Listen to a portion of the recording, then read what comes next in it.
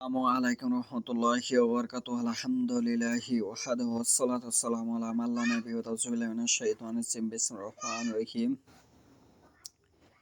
ইন্নাদ-দীনা ইনদাল্লাহিল ইসলাম ওয়া মাখতালাফা ফাল্লাযীনা উতুল কিতাবা ইল্লা মিন বা'দি মা জাআহুমুল ইলমু বাগয়াম বাইনাহুম ওয়া মাই ইয়াকফুর বিআয়াতিল্লাহি ফাইন্নাল্লাহা সারিউল হিসাব। আজকের বক্তব্যের বিষয় হলো ইহুদি খ্রিস্টান তারা কিভাবে হলো। তারাও তো আমাদের মতো মানুষ, তারা ইহুদি হয়ে গেল কেন এবং খ্রিস্টান হয়ে গেল কেন মানুষ, সে সম্পর্কে আমি যে আয়াতটা তেলাওয়াত করেছি 3 নম্বর সূরা আলে ইমরান, আয়াত নম্বর হচ্ছে 19। আল্লাহ বলতেছে আল্লাহর কাছে ধর্ম হচ্ছে ইসলাম, আর পৃথিবীতে যত ধর্ম আছে সকল ধর্ম বাতিল। পৃথিবীতে যত ধর্ম আছে সকল ধর্ম বাতিল। আল্লাহর কাছে মনোনীত ধর্ম হচ্ছে ইসলাম। আর যাদেরকে কিতাব দেওয়া হয়েছে তারা ইহুদি ও খ্রিস্টানরা। ইহুদি ও খ্রিস্টানদেরকেও কিতাব দেওয়া হয়েছিল। আল্লাহ সে কথা বলতেছে তাদের কাছে জ্ঞান আসার পর কেবল পারস্পরিক বিদ্বেষ মত বিরোধ করেছে।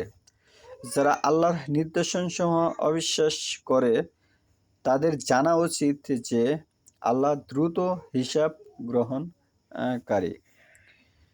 এখানে যে বিষয়টা স্পষ্ট হয়ে গেল, ওয়া ইয়াকফুর বিআয়াতিল্লাহি, যারা আল্লাহর আয়াতের সঙ্গে বিশ্বাসঘাতকতা করবে তারা ইহুদি খ্রিস্টান হয়ে যাবে।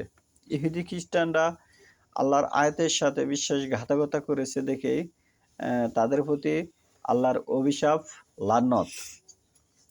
ফাইন্নাল্লাহা, নিশ্চয় আল্লাহ, সারিউল, দ্রুত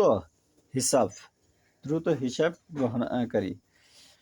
তাহলে ইহুদি খ্রিস্টান যে বিষয়টা আল্লাহর আয়াতকে অস্বীকার করার কারণে, অমান্য করার কারণে, অবজ্ঞা করার কারণে, তুচ্ছ-তাচ্ছিল্য করার কারণে কিন্তু তারা এই সুন্দর মনোনীত ধর্ম ইসলাম ধর্ম থেকে তারা একটি বিচ্ছিন্ন ধর্মে পরিণত হয়েছে এবং আল্লাহর তরফ থেকে তারা অভিশপ্ত হয়েছে।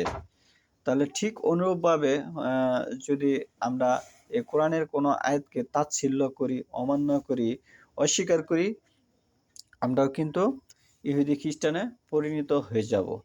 যেটি বর্তমান প্রেক্ষাপটে অনেক মানুষ মুসলমান হওয়া সত্ত্বেও সুদ খায়, পরের সম্পত্তি ঠকায়, মানুষের সাথে প্রতারণা করে, এগুলো কিন্তু ইসলাম ধর্মের নয়।